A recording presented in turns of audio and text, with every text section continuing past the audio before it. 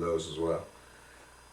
But my gunner up in the turret of the truck, at that time, we were driving down the road. It was hot. He was doing the natural thing. You know, he was sitting up out of the turret with his arms up over the top of the turret, his head fully exposed, his arms fully exposed. He took a lot of debris in his forearm and on his face. So he was down in the truck after we kind of all got our senses back. And, you know, obviously we started performing first aid and we medevaced him out. And he made it home.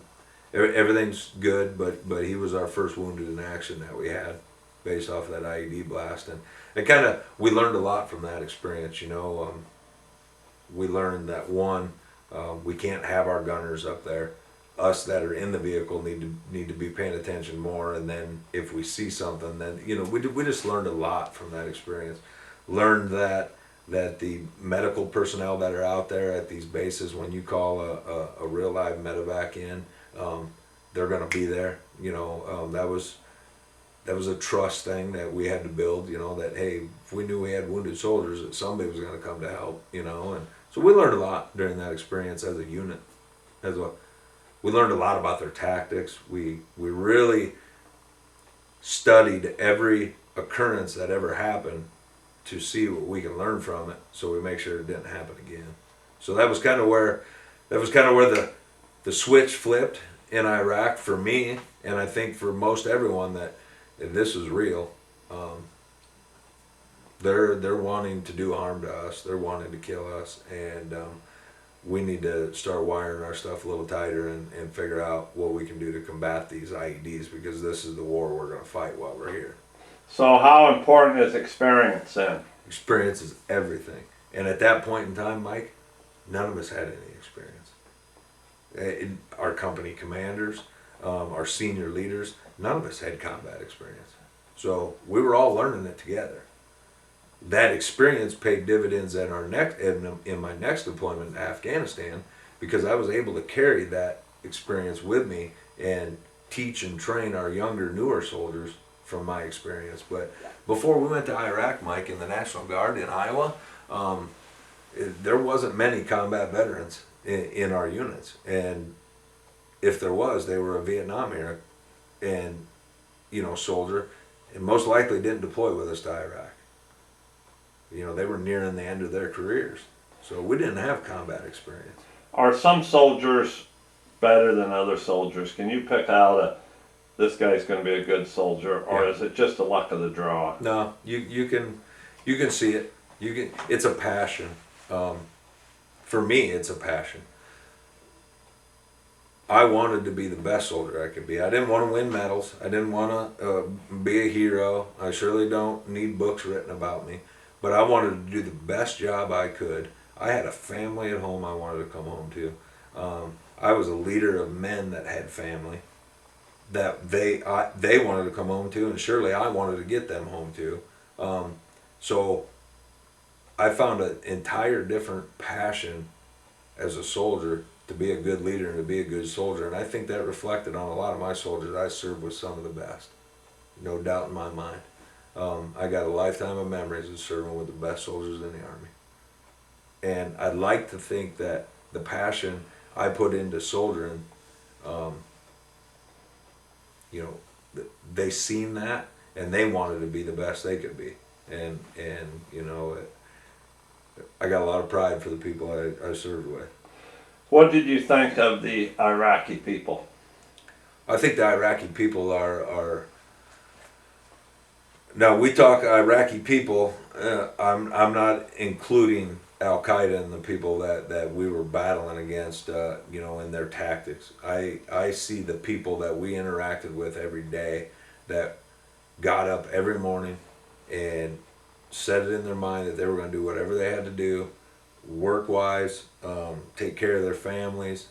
You know, I seen more effort out of these people trying to survive than most Americans. You know, take yourself back to when farming was done with hand tools, and that's what these people do. You know, And they did it with passion because they had to. That was how they survived. Did they appreciate what we were doing? Um, I believe they appreciated us as an Iowa Army National Guard because we not only were out there escorting logistics for our needs and for other services, branches of services needs, fuel, food, so we can survive. We were out there building relationships and building rapport with these people, doing everything we can to assist them as well. So we were able to do both, support ourselves, conduct our mission as we were ordered to, but yet have an impact on the people. I didn't get to see that at first, but as we got extended, as that surge in Baghdad happened, and we were told we were going to have to stay another 4 months, that's when we started reflecting back on, oh my God, we've been here for a year already, doing the same thing for an entire year, and look at the change that's happened. Not a lot of people can say they've spent 18 months in a place, let alone be able to make a difference and see the change. And the change we seen was we had basically determined every tactic that Al Qaeda was going to use against us, setting roadside bombs, tripwire bombs, pressure plate bombs, doorbell bombs, and I can describe some of those. I think you can probably draw a picture in your mind what I'm talking about. But every tactic they tried to use, we figured it out and we defeated them. And in the last 6 months of our deployment, we were doing 3-day operations, the same mission we'd been all year, and we weren't getting hit by one IED. They gave up. They knew that we had everything that they had to offer. We either defeated them, or we figured out what their tactics were, and they had nothing left for us. Now you said that you feel that towards the end of your Iraqi deployment and the surge that they put in, pretty much had the thing over with and on, let's say, going our way. Yeah, absolutely. Where did we go wrong? Because it's, as of June 2015, it's a hell of a mess over there. It is. It's. I don't know where we went wrong, Mike. You think about going in, having a foothold on something, and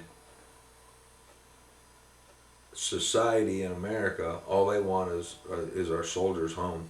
They're tired of hearing about another death in Iraq. They're tired of hearing about another death in Afghanistan, which is the passion of Americans. These are America's mothers and fathers wanting their sons and daughters home. I get that. I don't fully understand it because I do not have children in the service, but I have children that can be, if they so choose, they're old enough. And I don't know as a parent how I would be able to react to my son or daughter going to Afghanistan or Iraq. But I think we might have underestimated the abilities of the Iraqi army, the Iraqi police, the security forces that we trained. Maybe, I say maybe, we left too soon and they weren't trained to their fullest capabilities. And now, and it's so disheartening. I very rarely watch the news about it because if you recall the news and the base that I was at, Al Assad Air Base in western Iraq, entire western Iraq's overtaken by ISIS. Every location that we had a foothold in, personally as an Iowa Army National Guard, every road we traveled, every town we were in, even Al Assad Air Base has been attacked multiple times by ISIS, and they're trying to take that because they know that's a key structure in western Iraq. That if they can call that theirs, it's disheartening to know the effort that we put into making change. And am I proud of what we did over there? Absolutely, Mike. And I'll I'll leave this world with that pride. We did great things.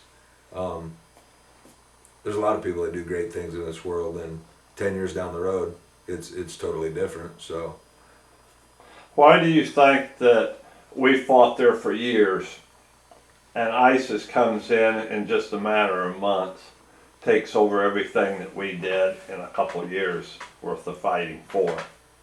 I believe it's their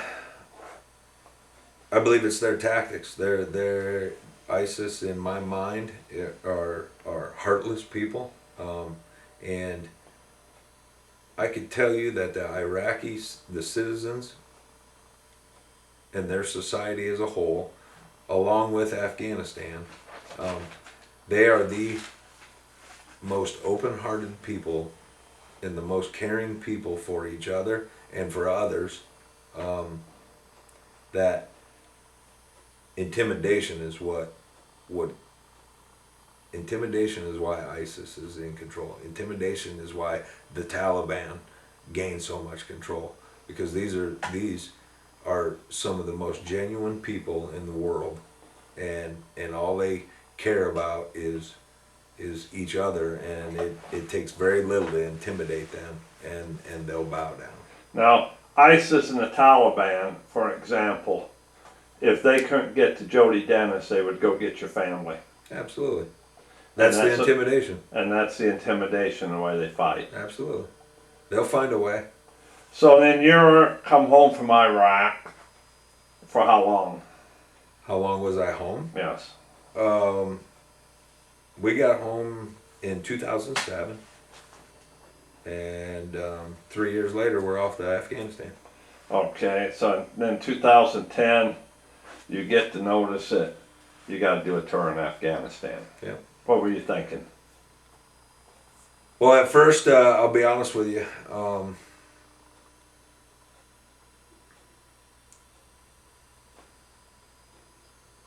I was still tired. I think a lot of the Iowa Army National Guard soldiers were tired of deploying.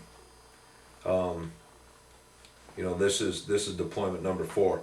Now, mind you, that there wasn't many of us that had done all 4 deployments. That's not anything on me, but there was probably less than 30 of us that had done all 4 deployments. Our first one started in 2000, and now it's 2010. 4 deployments in 10 years we were asked to do. 10 years. When I laid in bed with my wife, and we discussed the Afghanistan deployment, she brought to light the fact that in 10 years I had missed almost 6 years of my kids' life.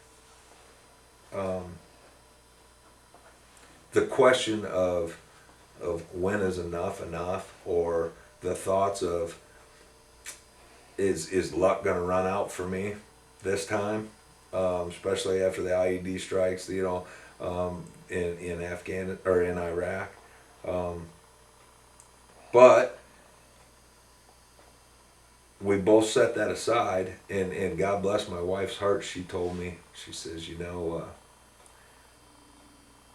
I had a re-enlistment coming up. And I said, I don't have to re-enlist. And she said, at year 10, we made a decision together that if we went more than 10 years, we were going to do 20 and make it a career. And she goes, what message would you be telling your kids now if you backed out? So at that instant, a switch turned in my mind. It was like, okay, I need to learn about Afghanistan. I need to research this enemy that we're about to go face, because this is an entire different war than what we fought in Iraq. This is going to be ground combat. This is going to be the things you see in movies. This is going to be, at that point in time, the book Lone Survivor was out, and I had read that book to learn as much as I could about how this organization called the Taliban fight. But was there a doubt in my mind that we were going to be successful? No. We just had to educate ourselves. I didn't understand. None of us understood, you know, what we were going to be faced with in Afghanistan. We knew why we were going there, just like the hundreds of thousands of soldiers that went before us. But we were going to face a whole different enemy that none of us knew anything about. Were you scared that this is going to be more combat? Mm-hmm. Absolutely. I was. Hey, I mean, we're all human beings. The worst thoughts in your mind start going through your mind when you know that you're going to walk into a bad situation. Afghanistan is a bad situation. When they had your send-off, Mm-hmm. and they had a big send-off at the high school, that we were sending soldiers to war, and that there was the odds of all of you coming back were not very good. Mm-hmm. What do you think when you... Let me shut this off. Okay, now you're at this function at the school, as you're going away to Afghanistan. And you know that it is a combat mission that the soldiers you're going with, that there's a good chance that they're not all coming back. What goes through your mind? Or Afghanistan, well, I can answer that. Let me give you some rank structure of my deployments. When we were in Iraq, I was a squad leader, so I had 8 soldiers that were under my direct care, younger soldiers. In between my deployments from Iraq and Afghanistan, in our 3 years here at home, once I got home, I became a platoon sergeant. So I had about 30 soldiers under my direct care. I was the senior NCO for a platoon of soldiers. My Afghanistan deployment, right before, we went through a training period, of about a year. We knew that we were going to deploy to Afghanistan. We were on notification. Our yearly training cycle was developed around deploying, and certain milestones we had to meet. So I had trained with my platoon, which was a reconnaissance sniper platoon, to go do those type of operations in Afghanistan. 3 months before our deployment date, I was offered a first sergeant position over in Denison, Iowa. So now I had about 130 soldiers underneath my direct command and care. I worked with a company commander who was the senior officer of the company, and I was the senior non-commissioned officer. So we were about to take 130 soldiers to Afghanistan. That send-off was very